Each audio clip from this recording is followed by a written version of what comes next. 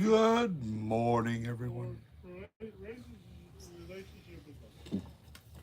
And one of the most common questions people ask me are, hey, how come I can't find my one true love?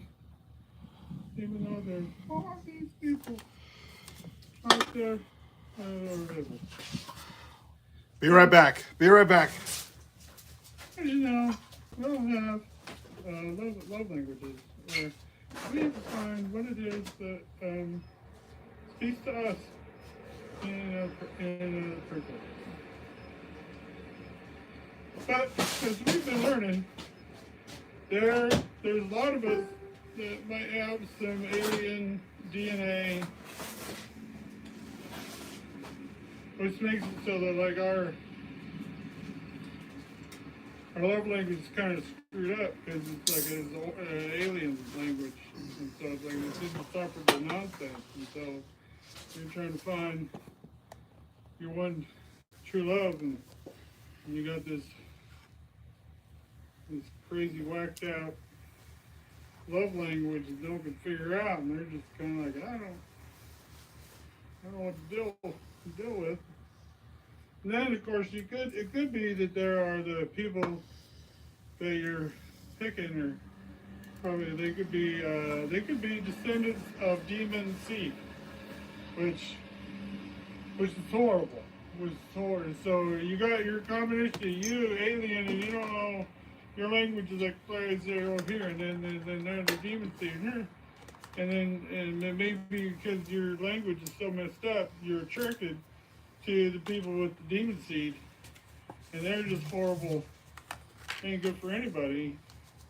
And so maybe what you should do is instead of trying to find a perfect one, maybe you should just go find somebody you don't like at all. Maybe that's the problem. You're just not good at picking people. You're just always picking the wrong person.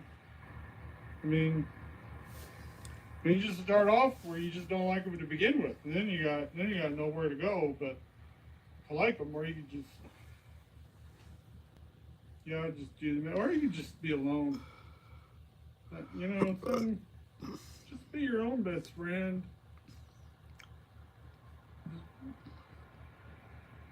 You probably should be promulgating the species anyway, because you're really bad at relationships, so you're probably going to screw all the kids too.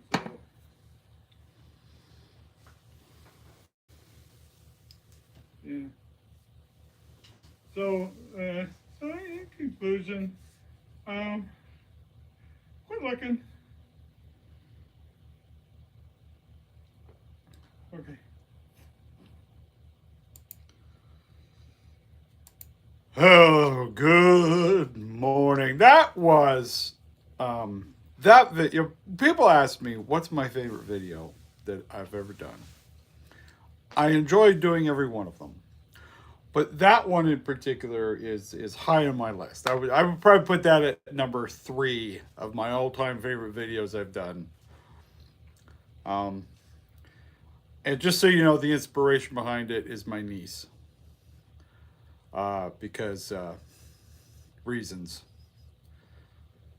But anyway, and I love her dearly. I love her dearly, but she's got a bad picker. Anyway, good morning. Good morning. It's my day has started off wonderfully well. I update you on the Puya situation. Um, I guess not just you people, but other people had gotten through to him. But anyway, he's contacted me this morning. Got a message, says, uh, "Thank you. I wanna discuss it with you and work it all out." And so his people are talking to my people, which means his people are talking to me, because I don't have people. I got a person. There's me. There's Tressa. So my people is Tressa. Just so you know, if you want to know the the bureaucracy of our organization. It's me and her. That's it. Or the whole thing. So anyway, so he's reached out to me. It's very kind, gracious. So I'm very happy. I'm very happy that he's reached out to me, and we're gonna get that worked out. And so for those of you who don't know what I'm talking about, there is a musical artist named Puya who released a song sampling audio from one of my videos, and so there we go. And this has happened to me before. And the only reason I'm concerned about it is that I've had to deal with people who will sample my videos for their songs, and it's usually independent artists who's just kind of goofing around and not really putting anything out commercially. They're just goofing off, and so they'll put it out there, but they'll put it on Spotify or something, and then it gets copyrighted. And then what ends up happening is they copyright my video because my audio is on their song. And so then I have to fight to use the rights for my own videos. And it gets frustrating having to deal with that. And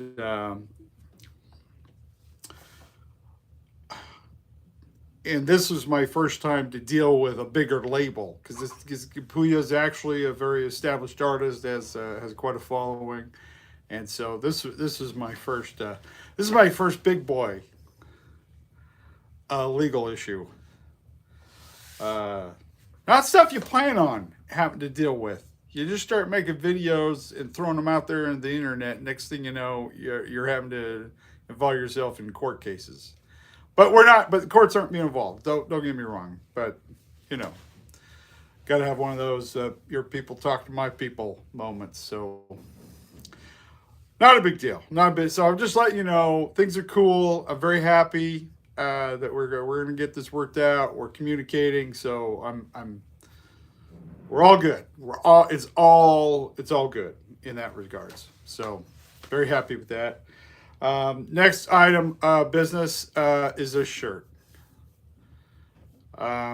This was sent to me, but okay, so you know, when you see me wearing a tie-dye shirt, 99% of the tie-dye shirts that I wear are sent to me by fans. These are made by people who see me and they like me, and they're like, hey, I would like to adorn his body with something of my own creation.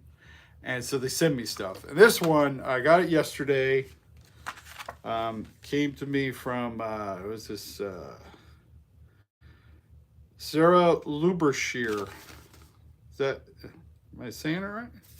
Anyway, so this is her organization. We Die Here is what they call We Die Here. And so if you like the shirt, you're looking for tie-dyes, there's many.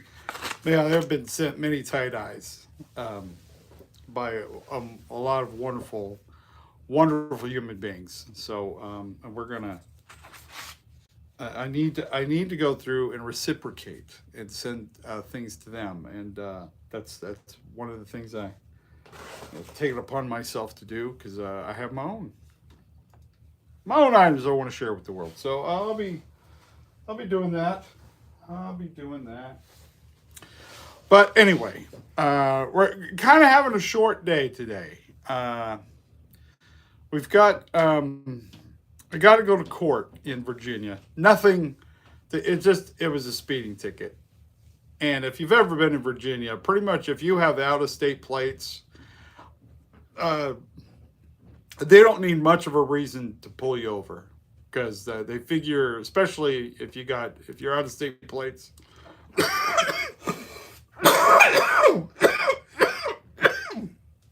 they assume you're just going to pay the ticket. It's part of their scam. It's part of their deal. The way they work you over.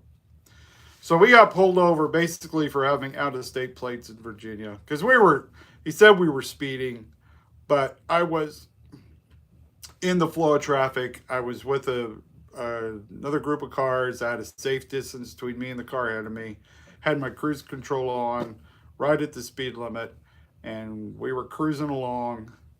And he pulled me over, said I was doing 7 miles faster than that. And, they won't let you get out of the car to go look at the radar because it's a safety hazard. You know what I mean? So, anyway, so I'm going to go hopefully fight it. But mostly I'm using this as an excuse to go down to North Carolina because I have a brother who lives in the Charlotte area. And we've had his family. Okay, so I'll tell you, he's married. His wife is Barbara, whom I've known almost my entire life because our families were in racing together. But we built race cars and stuff and raced together for years. So we knew each other's family, kind of like grew up as extended family. It's if you're into racing, especially small track racing, it becomes a family at the track. I mean, it's a really cool thing. If you ever want to look at a hobby to get into and spend a lot of money for no good reason whatsoever, auto racing is a great thing to do because you just meet a lot of wonderful people. It's a lot of fun. It's exciting. It's a challenge, putting the cars together and then racing. It was just a lot of fun. So anyway, so we grew up with this family called the Uries. They were just very close to us. Them, the Uries, and then their cousins, the Bergners. We knew them through the Bergners, who were also a great racing family. And so we all kind of hung out together. Well, anyway, Trace and Barbara about the same age, and when it came time, they hooked up and they matrimonied each other and got married. And he worked for many years for Joe Gibbs Racing in NASCAR. So he's a very talented race car driver himself in his day. But he's also really great at building race cars. I mean, that was my childhood, was building race cars. And my brothers all, I wanted to be more on the other end of it because I got into racetrack announcing when I was 15 because my grandpa took over a racetrack called Santana Raceway in Utah. And so I kept bugging my grandpa about being a track announcer. And finally, one weekend, the regular announcer was in the Guard, National Guard, and his drills were running over, and so he wasn't going to be able to make it on time to the races to start. And so my grandpa, I was working in the snack bar at the time. That was my job. I worked in the snack bar with my grandma, and I was down there working. Grandpa comes up. Comes into the snack bar and is like, Rodney, you still want to be an announcer? And I'm like, yeah. And he goes, okay, can you figure out the equipment? I'm like, yeah, I think so.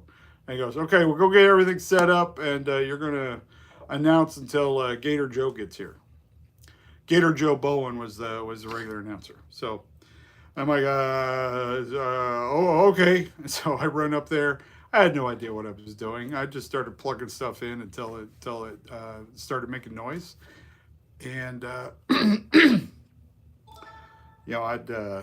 I knew almost all the racer drivers anyway, so I didn't have to worry about that. But he had cards where you could, of each driver and their sponsors and everything, stuff about them.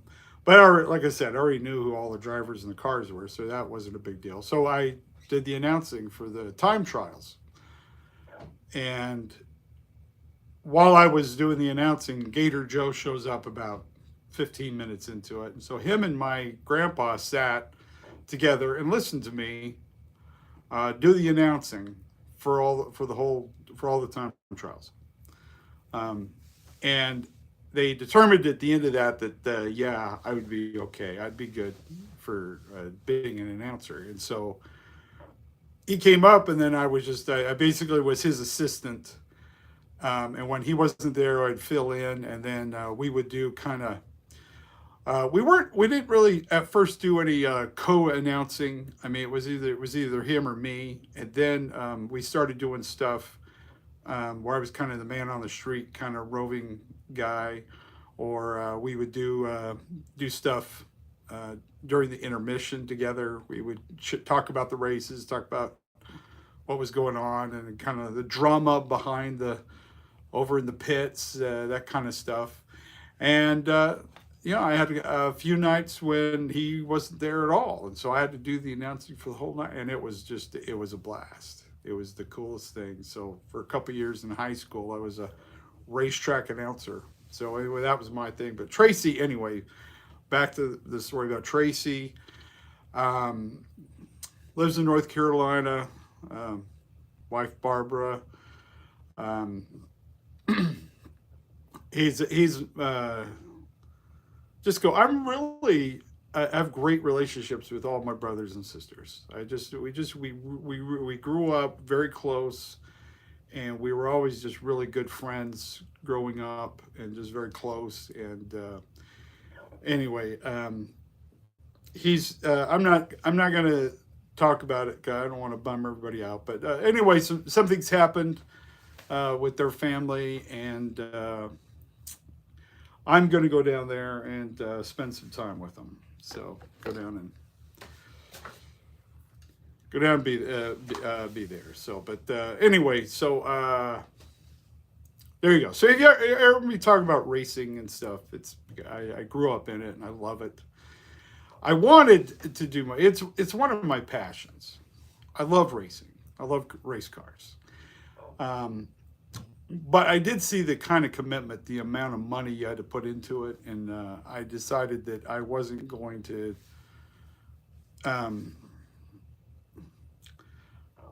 sacrifice there's other things that I had more of a passion for, performing and acting, and so I went that route. But I do enjoy racing.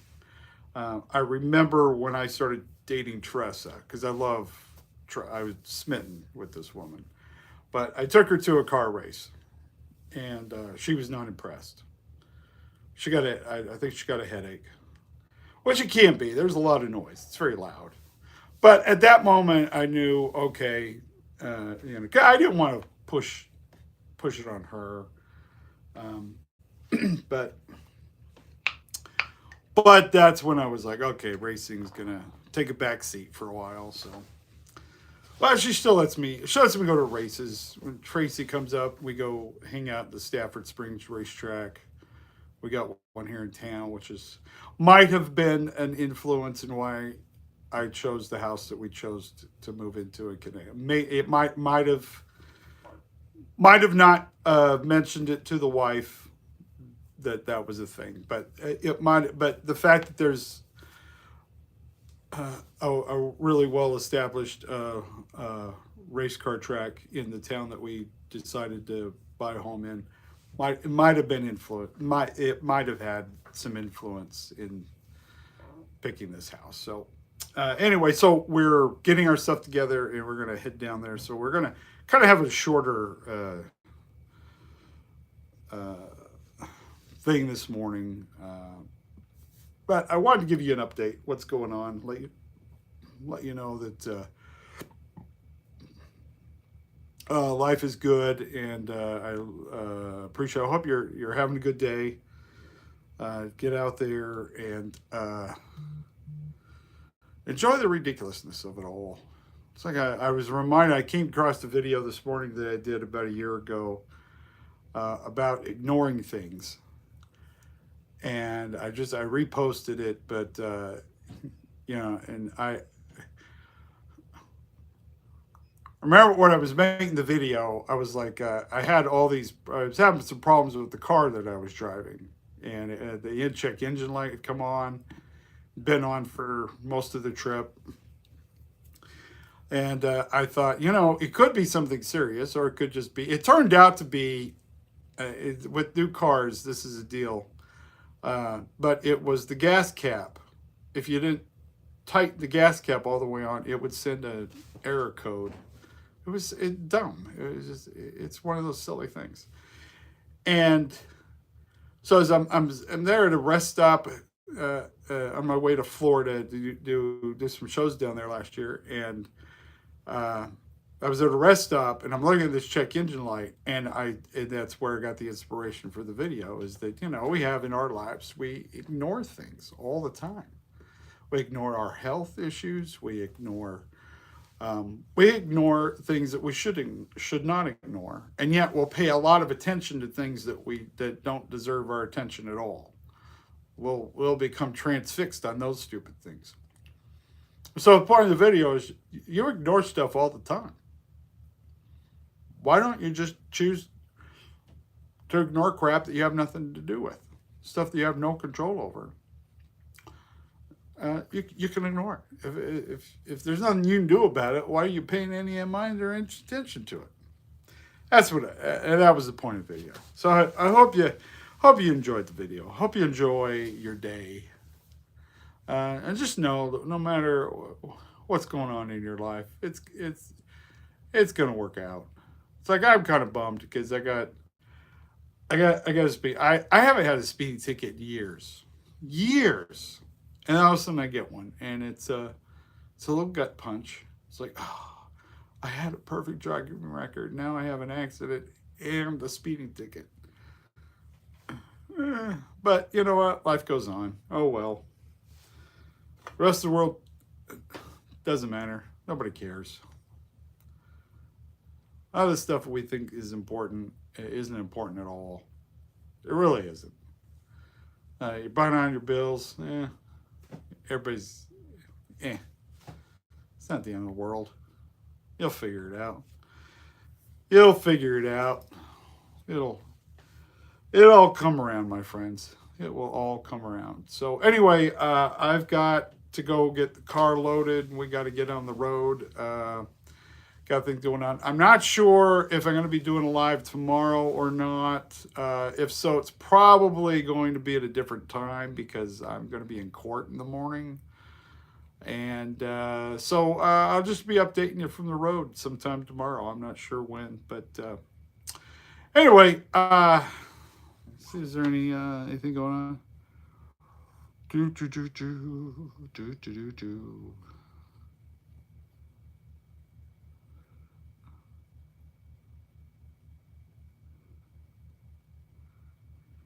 Oh yes, yeah. Thank you for pointing. Yes, you're right. You're right. My calendar this month is about ignoring things. It is. It's the quote that comes from the video I made a year ago. That's exactly right. So, if you don't know what I'm talking about, I have a calendar. Let me see if I can find one here.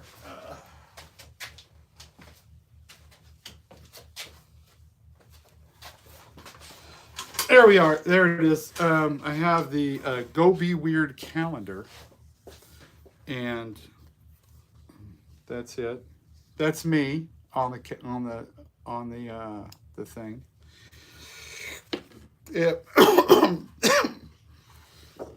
These are put together by my son, Marcus, who lives in Utah. He takes all the pictures and collects all the quotes from my videos and whatnot, and puts it together. And yeah, there it is. There it is. There's the March calendar, and it says you ignore all kinds of things, so why don't you just start ignoring all the negative stuff? There you go. And this is also something I'd like to point out, if you'll see this for St. Patrick's Day. Today is not St. Patrick's Day.